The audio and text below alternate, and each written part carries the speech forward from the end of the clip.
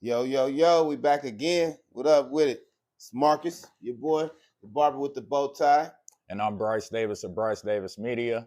We back at you again with Straight from the Chair. As always, we're here at 313 Beauty Supply, Icons Barber and Beauty Salon, Xenia, 125 North Allison. You know, it's been a whole lot of talks lately. It's been going on a long time, man. The online war, gender wars, men coming at women, women coming at men. But the thing is, it's only online. You don't see it in real life. Like, right. It might come out in conversation here and there, but, your typical experience, you're not going to feel it or see it like you do online. But it's easy for someone to bring into a current situation the baggage from another situation. Like, I feel like just like certain movies, men and women, we typecast, you know what I mean? So we look for a certain type of person that we like. And sometimes, that person is the same type emotionally and mentally. So you end up getting treated the same way. Yep, getting the same thing I mean? and over. We've been talking about mental health a lot lately, but, I think it's time to spice things up a little bit. You know what I'm saying? So first question I'm going to ask you is, does a woman's finances matter to you?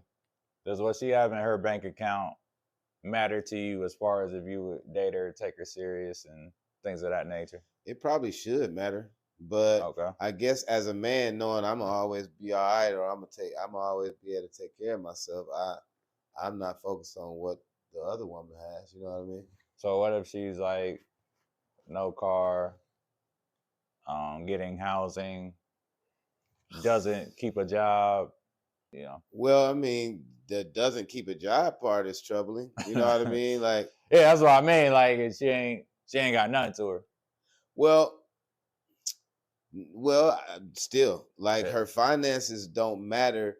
Her work ethic does. You know what I mean? Like, you ain't got to be a rich chick. You know what I mean? But right. But you got to have some grind. You got to have. You know what I mean? You got to have some desire to want to win. You know what I mean? And just living off stamps ain't a desire to want to win. You know what I mean? Like, right. To me, you got to at least have like the bare minimum of adult responsibilities, like paying rent. Just the bare minimum of being an adult. Like, if you don't have those things, and if you're going through hard times, I'm not talking about that. But if you just never had your own, then at this age, what does it mean to you when a woman has never had her own? Like, because if you ask me, shout out to the educated women who's gotten their education, that works their 9 to 5 or even have their own business. You know what I mean? But because it's a lot more of that out here than anything. Yeah. You know what I mean? Or it's just as much of that out there as it is the county recipient, so to speak. But for me, I think women, that's a matter of fact for women in regards to men more so than men to women. 100%. I agree with you. You know? Yeah, I think that's a bigger question for women to be asking men. Right. Rather than the other way around, because their finances typically don't matter. Because at the end of the day, you're going to be the one paying. So what they say, what you eat don't make me shit. Right. What you I drink mean, that don't is make me piss. is if you're capable. You know what I mean? Yeah. Because you might not shit. If your finances ain't right, yeah, and hers ain't right, we just gonna be struggling. You know what I mean? Y'all gonna be better have a plan to figure it out. You know what I mean? Like, I just feel like, nah, for the average dude, a woman's finances don't matter. They might be more concerned about her body count than her bank account. I wouldn't care if she worked at McDonald's, because if you got character, like everything's there, like you check all the boxes, then like I can overlook certain things if you check all the boxes. Right. It's kind of like that time we talked about, dating outside your race. And I was like, I definitely consider if all the boxes are checked off, just because it's so hard. In that case, like, dating outside my race isn't hard. Just dating a white girl is hard. You know what I mean? Like, no disrespect, but it's all because of the history that we have in America with each other. I love beautiful women, no matter what their complexion is, what their ethnicity is. But the history that we have with white folks will kind of make me feel silly pouring that kind of love into a woman whose ancestors want me dead. You know what I mean? Her daddy might not even want to fuck with You her. know, You know what I they mean? say, unfortunately, the children suffer for the sins of the parents. Right. I'm not completely closed off to it. You from Senior? Yeah, I'm from Zen, Right. so you know. But That's as your far thing. as dating, you got a limit on how many baby daddies a woman can have. Of course, I think everybody does. I mean, you know, I mean, shit. If her kids is grown and I ain't got to take care of none of them, no. In I don't that care how case, many you don't babies. really gotta deal. I don't care about Yeah, that. No. But if you know they all baby age kids, you know what I mean, and she got 4 kids and 5 baby Tyrone come daddies. around. You gotta deal with that extra Because person. I hear women say they don't want a man with kids, you know, and these mostly are women who don't have kids, you know what I mean? Yeah, They don't I ain't want to mad have at a that. man with kids because they don't want to have to deal with the baby mama. Good so. But 9 times out of 10, it's always the other way around. The dude is dealing with the baby daddy. The girl ain't really dealing with the baby mama. You know what I mean? Well, I think it gets weird because the baby mom and baby dad, when they get into it, your job is to not intervene, right? But then when he started calling her all types of bitches, then it's like, all right, bro. Like honestly, so that's a question. Yeah. Where does your role stop when it comes to how your woman deals with her baby daddies? So or how he deals with your woman?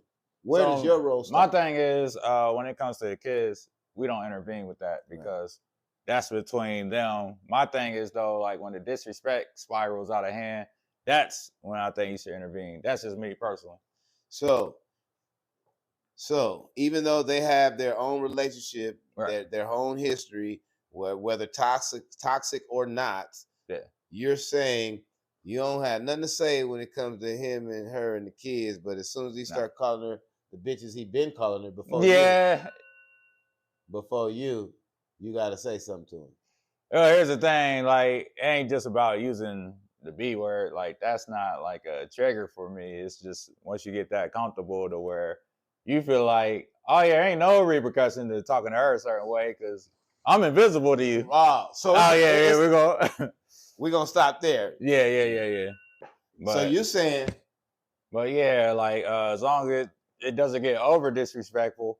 But I'm not saying you should always step in either. Like if it's fresh and new, then I don't think you should do anything because at first you want to gauge to see what you're getting yourself into. Right. But if it ends up being somebody that you really want to be with, then I mean that's kind of up to you to gauge the disrespect. But you don't want him to feel like you're completely invisible to where he can just do what he wants, and there ain't no type of nothing.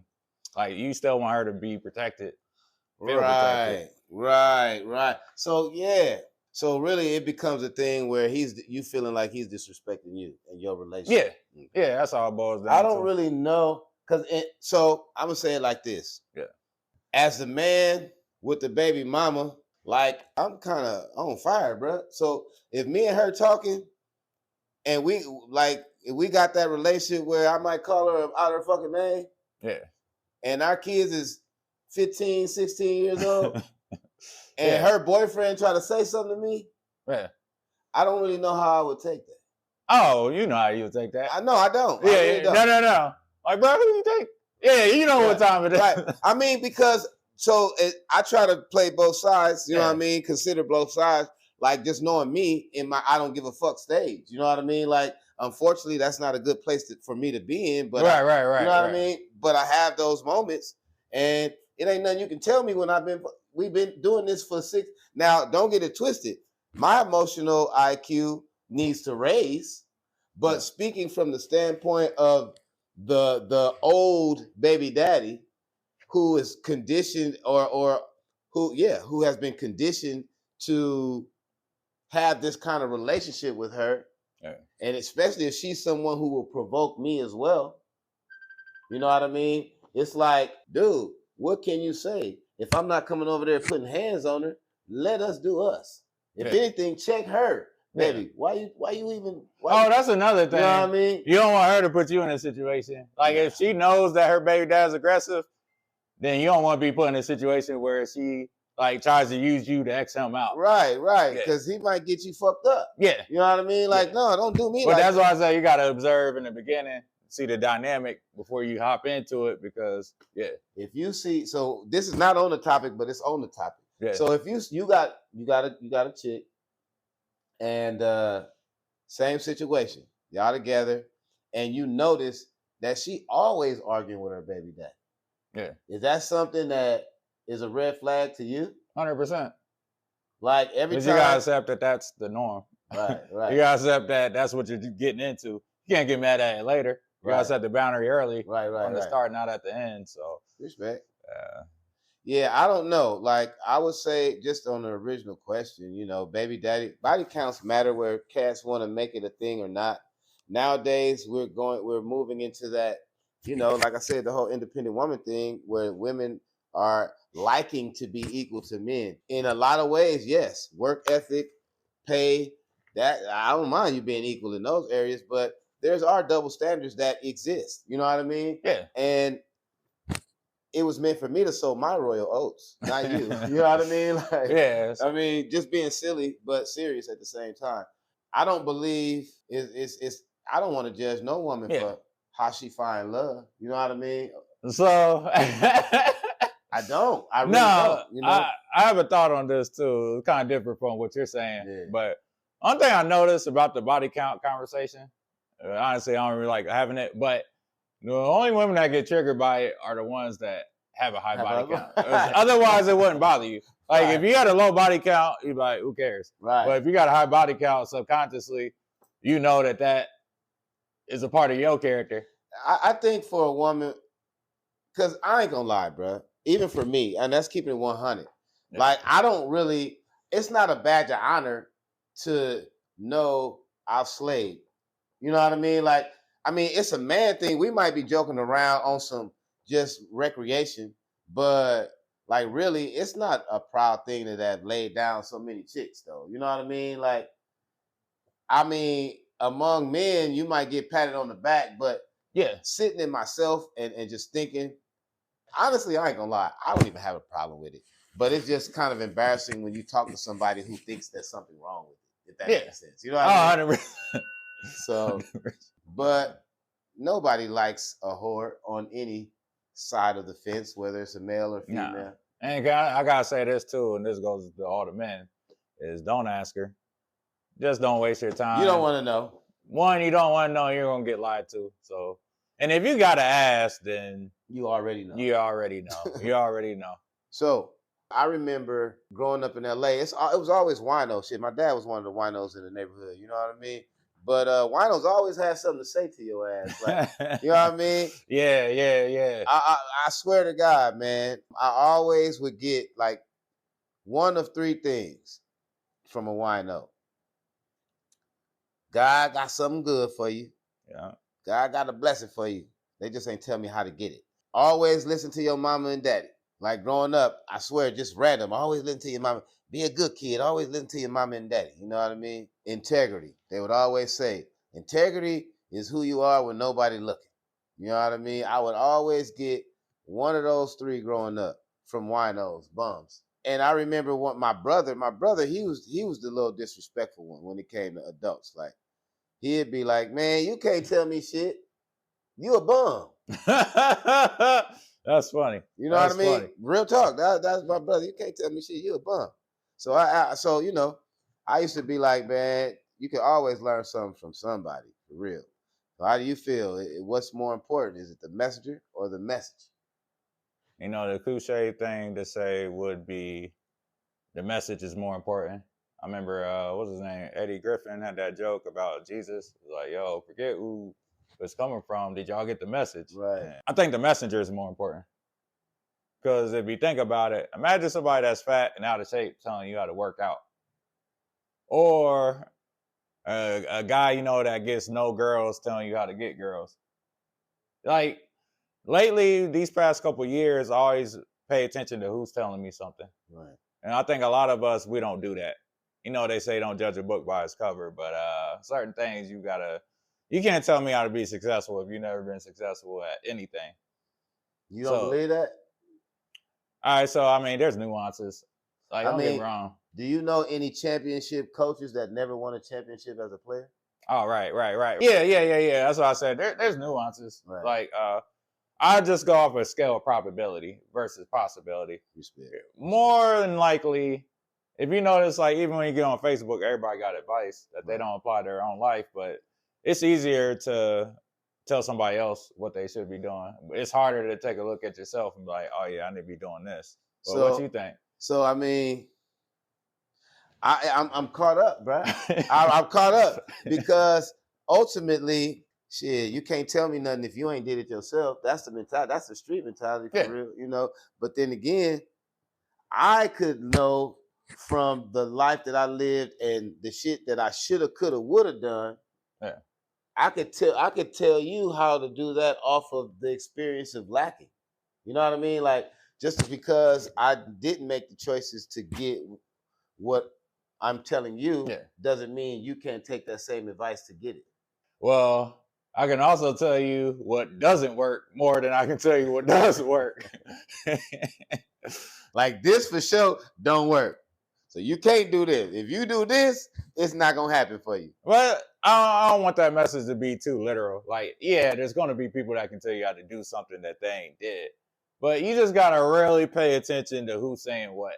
Respect. No, I get it. I mean, because for real, I was a mentor in the Boys and Girls Club in Cincinnati, man, Avondale. And this young dude, Silas, man, I hope he doing good. He was a cool ass little kid, man, well dressed. You can tell he was from the street. His family was from the street. You know what I mean? Okay. And I remember having a conversation with him like, bruh, just about what do you want to be when you grow up? And he was like, shit, I'm doing it now. Like he was 12, maybe. 13. So he's like, I'm doing it now. I'm getting money now. I'm like, but that shit ain't gonna last long, bro.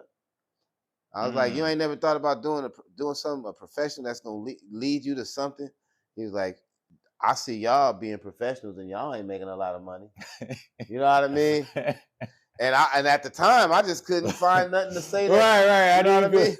I was just like, damn, nigga, would put me on with a pack then. What you say? Making more than the teacher. If they can't beat them, join them, right? Yeah. But nah, yeah. So I think really the messenger is. It's hard to say the messenger is more important, but considering who's receiving the message, though. I think it really depends on what the message is, because like somebody can tell you how to live their life right. You know, like a lot of people could do that. Like you ain't got to be a saint to tell me how to live right. Right. So it just depends on what it is. Like that's all. I feel like it's also the receiver of the message too, bro. Okay. Because if we want to do races, like say Asians, Mexicans, blacks, whites, Arabs. Okay. Cultures that exercise wisdom on a regular, I think might recognize a good message regardless of who the messenger is. Yeah. But cultures that don't recognize or use wisdom or wise practices might laugh at someone who don't look the part trying to tell them how to play the part. Yeah. You know what I mean? Happens all the time. You know it's kind of like even for the young boys out there that's quote unquote getting it, old heads will tell you all the time. Back in my day, right, we was getting it, and they might have been, but if you don't see it now, you're like, man, he's just telling me another story. Right. I just thought of something, bro. I saw a post of a brown-skinned chick with blonde hair talking about young black men and the quarter zipper culture. Yeah, I've been seeing that lately. I didn't even know it was a thing, but the chick is talking about how they trying to dress white, and she got blonde hair. You black. I don't use the term black, but for popularity's sake, we are known as black people. But yeah, she black with blonde hair talking about how these guys are giving in to white supremacy by dressing with slacks, shoes, and a quarter top. I'm like, where are you from? That you don't respect these young brothers getting their weight up, man. Like back in the day, that's all we wore was suits. It's gonna be somebody in the comments like, black people in Malaysia have blonde hair. I'm talking shit. Stop it. I'm telling you, before you make that comment, yeah, we know Aborigines and Australia have blonde hair. We do know that. But this chick had on a blonde weave wig It was not her natural hair, and she was trying to talk about how black men were giving in to white supremacy because of their Yeah. dress. When you don't have a kink the first, your shit pressed down. Yeah. Well, you know what they say, you point one finger, 4 point back. Say, So, that's so true. So yeah, true. Yeah, so, So- I always gotta keep that in mind. Dude, Yeah. would you let Rarity cuss? I was about to cuss answering. No. I was about to say, hell no. No, absolutely not. Would you let? Hey, and it's funny because I noticed that's what my son, my oldest son, does. He cusses around me. I mean, he's 22, but it really ain't no need to. But I feel like that's what he do to exercise his independence and his adultness. Yeah. You know, his adulthood.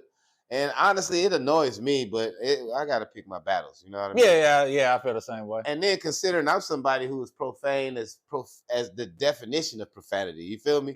But and I feel like because I can't hold a conversation, and I cuss because it's entertaining to me.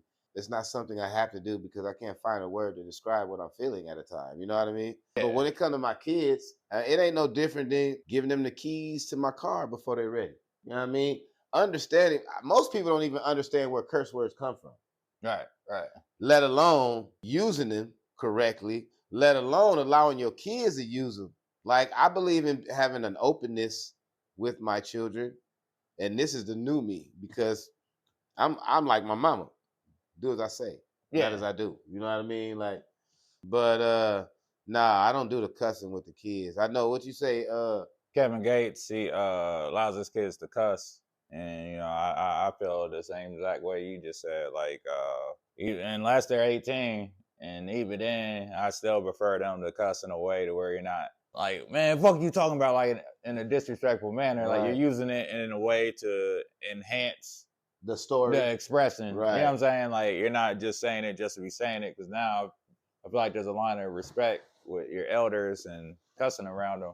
Like, I don't really even cuss when I talk to my dad too much. Right. Like, here and there, but for the most part, like, I don't be cussing. You know, to me, it's a sign of respect, honestly. Because growing up, we seen kids that were allowed to cuss around their parents when I was, 12, 13. We also seen the same ones be able to drink beer with their aunts and uncles. Right. So, you know, that's something that I'm not going to partake in. Right. But, you know, to each his own, I'm just not. I ain't never let. And another thing, a lot of people smoke with their kids. I'm not judging if that's something that you want to do. That's just something that I'm not going to do. Right.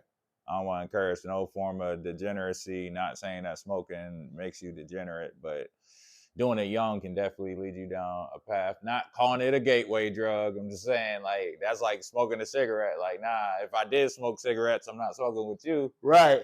So, more like that. It took me a minute to decide whether or not I would smoke with my son. And that was something that he was looking forward to doing. So I kind of dumbed down. And it's crazy because I never smoked around my kids. Like, they've never seen me smoke. Yeah. Never seen me smoke.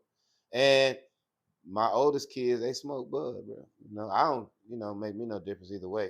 But shoot, I remember being on the high school bus, and the bus driver was like, "How many of y'all tried or smoked weed?" And I say every hand went up. I was like, "Oh wow, right, times have changed." Say that, yeah, say that. But, bruh, this really, I've been waiting to talk about this, the Trip After Dark experience. Yeah, shout out to Trip Fontaine, man. Shout out to Trip Fontaine, man. You a wise brother, man. It ain't just a taping. I mean, this brother is a bona fide, officially who you see when you hear him speak, man. Whether it's in person or on tape, I got to shout out to the man. Yes, and his. Sir.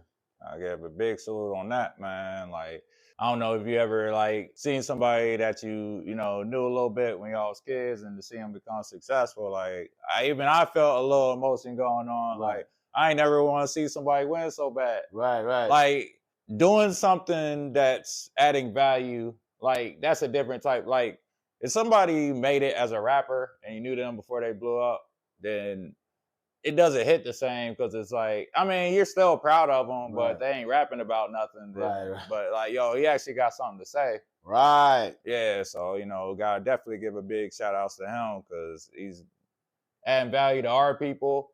everybody that goes to the show, you're gonna definitely walk on with something. Man, I'm like 13 years older than that brother, man, and he schooled me on a whole lot of things, man. If you don't know, the whole Trip After Dark experience is a culmination of what you've probably seen on tonight's conversation. He shares his life story with us. He shares his poetry, It was comedy. Yeah. intimate experiences that he had growing up that shaped him into who he is, man. The Q&A. The Q&A was off the chain. Yeah, man. Shout out to Trip, bro. And we want you on the show. Hopefully, we can get you here. One day, definitely down to earth, brother, man. I didn't know what the experience was going to be running into him, but shit, man, it was all love, especially from my side. So let me bring up a couple of things, man. And I'm gonna bounce because like that I'm still riding that wave, man. That energy, the women, the men in the room collectively supporting each other as a community, man. That was one of the messages that Trip he preached about, man. Community engagement, community involvement, community support, community collabs. You know what I mean? Like that's his whole platform. And that's our platform. It's all about the community. It's all about uplifting one another, giving you a way to better yourselves as we better ourselves, especially for the men. Like Black men, we're kind of displaced, man, as a collective. Like you'll have small sections of us working together, but as a collective, as an entire quote unquote race, we're spotting. It's like Swiss cheese. It's holes in the game. Yeah. And we like a solid blanket of collaboration as the men of this culture. We need to be supporting each other more, man. I didn't really know how to take it, man. Like, cause that's a show you kind of like take your girl to, kind of. You know what I mean? Like, so as we were driving up there talking about the experience, not knowing what to expect, it's like, dude, how do you as a Black man feel when you see another man doing his best? You know what I mean? How does you as a Black man feel when you see another man giving his all to even better your situation? Are we welcoming to the brother? Are we encouraging? Are we supportive? Do we advance the message? Do we share the message? These are some emotions that we kind of covered talking about the reception that you get from somebody you might have known as a kid that you've seen grow into somebody that's bigger than life.